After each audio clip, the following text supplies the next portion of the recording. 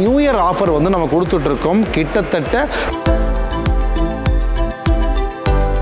இத்தனை சிறப்பம்சங்களும் டிசைன் ஆஸ்பெக்ட்ல உருவான இந்த மிஷினோட விலை பார்த்தீங்கன்னா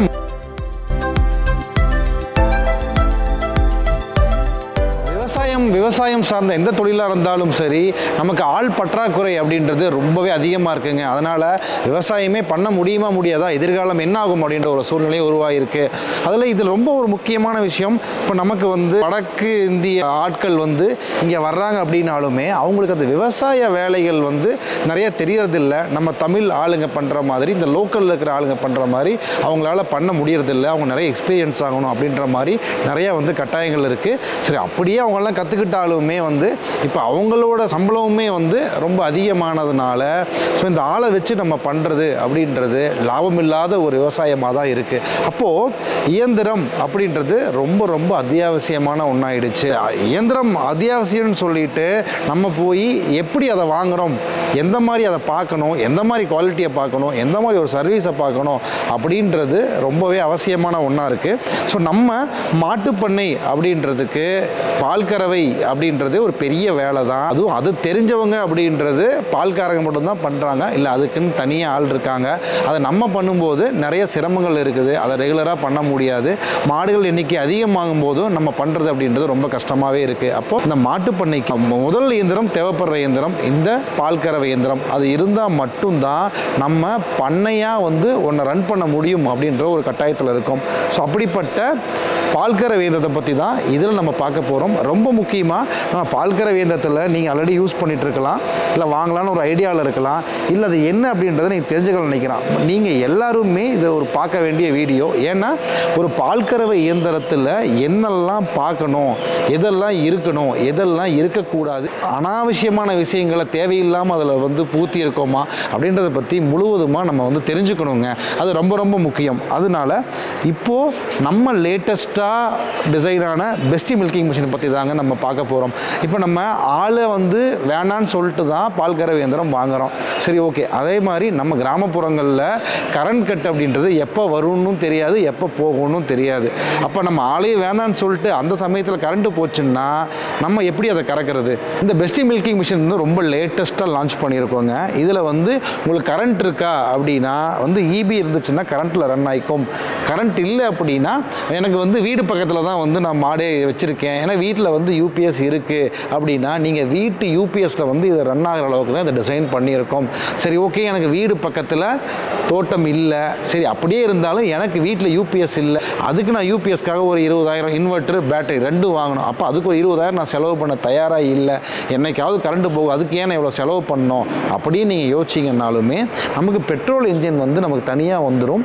இதை வந்து மிஷினோடு வராது. இதை வேணும்னா வாங்கிக்கலாம், மிஷின் கூடயே இப்போயே நீங்கள் வாங்கலாம். இல்லை ஃப்யூச்சரில் எப்போ உங்களுக்கு தேவையோ அப்போ வாங்கி இதை ஈஸியாக வந்து நம்ம அட்டாச் பண்ணிக்க முடியும். பெட்ரோலை ஊற்றிட்டு ஈஸியாக வந்து இந்த மிஷினை வந்து உபயோகப்படுத்திட முடியும். அப்போது நாங்கள் எப்படி இதை டிசைன் பண்ணியிருக்கோம் அப்படின்னா கரண்ட்லேயும் ரன் ஆகும், நார்மல் வீட்டு யூபிஎஸ்லேயும் ரன் ஆகும், இன்ஜினில் கூட ரன் ஆகும் அப்படின்ற மாதிரி தான் டிசைன் பண்ணியிருக்கோம். ஸோ இந்த மிஷின் நம்ம லான்ச் பண்ணுறதுக்கு முன்னாடி நம்ம எம்டிஎம் நிறுவனத்தில் நானோ, ட்ராலி, ஃபிக்ஸ்டு அப்படின்னு சொல்லி ஒரு 3 மாடல் வச்சுருந்தாங்க. ஒவ்வொருத்தங்களோட இதுவும் வேறு வேறு வாரி இருக்கிறதுனால நாங்கள் ஒரு ஆர்என்டி பண்ணி இந்த 3ஓட சிறப்பம்சங்களையும் மொத்தமாக சேர்த்து ஒரே மிஷினில் கொண்டு வந்து தான் இந்த பெஸ்டி மில்கிங் மிஷின். அப்போது இது பார்த்தீங்கன்னா டிசைனே பார்த்தீங்க அப்படின்னா ஈஸியாக வந்து நம்ம ஈஸியாக தள்ளிட்டு போகிற மாதிரி இது வீல்ஸ் கொடுத்துருக்கோம், ஆப்ஷன்ஸ் கொடுத்துருக்கோம். அப்போ இதை ட்ராலியாகவும் யூஸ் பண்ணிக்கலாம், இல்லை இதை ஃபிக்ஸ்டு மாதிரி ஒரு இடத்துல வச்சுட்டு பைப்லைன் மூலியமாக நம்ம கேட் வால் அடிச்சிட்டுமே இதை வந்து கறந்துக்க முடியும். இது இப்போ இந்த ஒரே மிஷின் பார்த்தீங்கன்னா நானோ, ட்ராலி, ஃபிக்ஸ்டு இந்த 3மே பண்ணுற வேலையை இது அட்டகாசமாக பண்ணிடும்.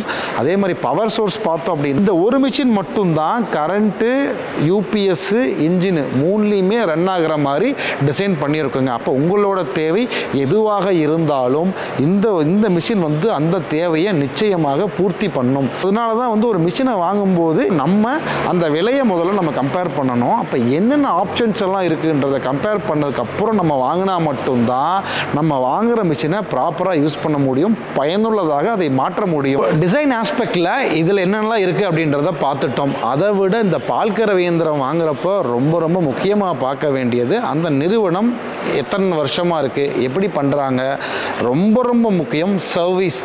ஏன் அப்படின்னா இப்போ நம்ம நிறுவனத்திலேயே பார்த்தோம் அப்படின்னா ஸோ மற்ற மிஷின்ஸ் சர்வீஸ் பண்ண முடியுமான்னு ரெகுலராக வந்து கால்ஸ் வருது. இல்லை நம்மக்கிட்ட அந்த ஸ்பேர்ஸ் வந்து நமக்கு டைம் ஆகும், கிடைக்காது, நம்ம பண்ணோம்னா காஸ்ட்டு ஜாஸ்தியாகும், ஏன்னா ஒவ்வொரு ஸ்பேர்ஸும் ஒவ்வொரு மாதிரி இருக்கும். அதனால் பொதுவாகவே அதை நம்ம வந்து எடுக்கிறது இல்லை. ஆனால் அவ்வளோ கால்ஸ் வர்றதுக்கான காரணம் நாங்கள் என்ன சொல்கிறோன்னா, ஓகே நீங்கள் எங்கே வாங்கினீங்களோ அங்கேயே நீங்கள் ட்ரை பண்ணுங்கள். ஏன்னா வர்றவங்களுக்கு வந்து அவங்களுக்கு என்ன பயனுள்ளதாக இருக்குமோ அதை தான் நாங்கள் வந்து சஜஸ்ட் பண்ணுறோம். ஆனால் அங்கேருந்து என்ன பதில் வருதுன்னா, அந்த கம்பெனியே இல்லை, ஏதோ ஒரு சேல் பண்ணியிருக்காங்க, அதுக்கப்புறம் அது இல்லவே இல்லை, எங்கேருந்து வாங்கினதுன்னே அவங்களுக்கு தெரியறது கிடையாது. இந்த மாதிரி நிறைய பேர் வந்து ஏமாந்துடுறாங்க.